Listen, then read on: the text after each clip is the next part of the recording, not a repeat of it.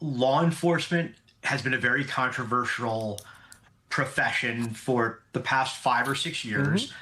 But I would like to think that the FBI at least made a real effort to separate from that scrum, in that when other law enforcement agencies went bad and violated somebody's civil liberties or falsely imprisoned them or were involved in corrupt schemes, the FBI was the group that came in and righted the wrong. Right. We commonly did civil rights investigations against other federal and local law enforcement agencies.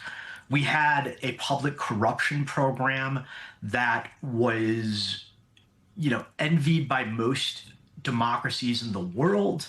We had a very robust white collar and fraud program.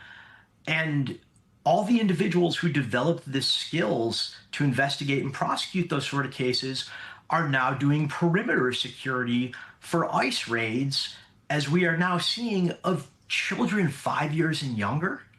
This is palpably insane. And what worries me is that while this is going on, the FBI has been getting its budget slashed without its director standing up for it. It's losing personnel. And the executive branch is funneling resources and people while lowering standards to ICE, which once again seems simply intent on stopping people from exercising their First Amendment rights and rounding up the worst of the worst 5-year-olds and grandparents. Michael, our colleagues here, Carol Leonnig and Ken Dilanian, have some new reporting that I just want to read from tonight about how the Department of Justice sought to probe Renee Good for criminal liability. This is what they write. After Good was killed on January 7th, FBI agents drafted a search warrant to obtain her car to reconstruct the path of bullets that an ICE officer shot into the vehicle. But they were instructed to redraft their warrant and change the subject of the investigation from a civil rights probe to an investigation into a suspected assault on an officer. A federal magistrate judge rejected that warrant, noting that Good was already dead and could not be considered a suspect for a warrant. This is crazy. But this is what the Justice Department is currently doing.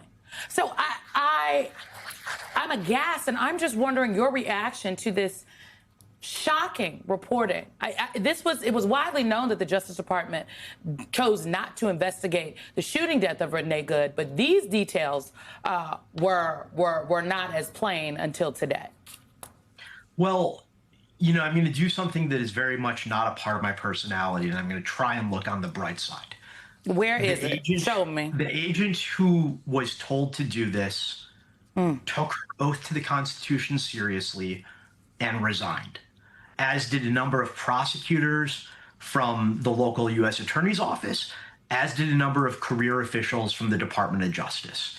So if the institutions are not holding their ground, at least some of the people still there are making an effort. Now, it's not enough, unfortunately.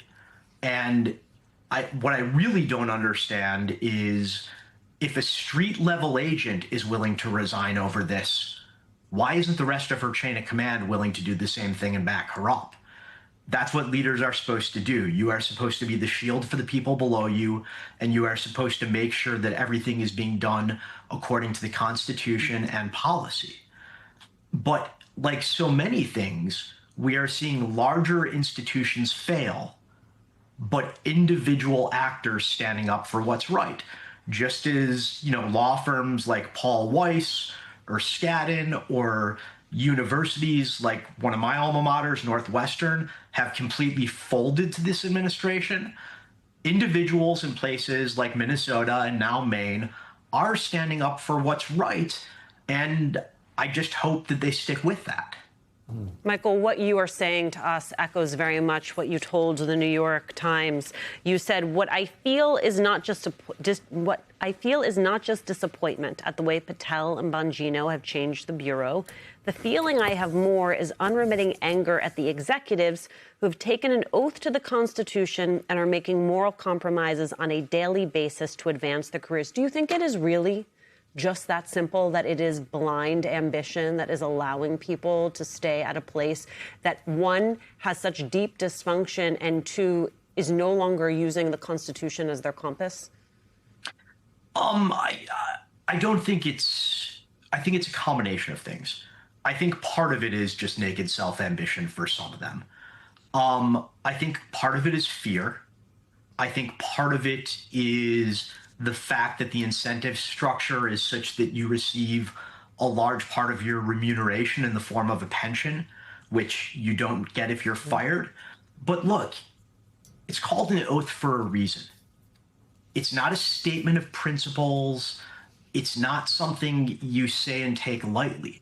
The whole point of an oath is that it is something you do not break, regardless of what the consequences of keeping it may be. And there have been some at the senior executive level, like Brian Driscoll and Steve Jensen, who were fired for refusing to take politically motivated personnel action against their staff. But there have been a lot more people who play along with it.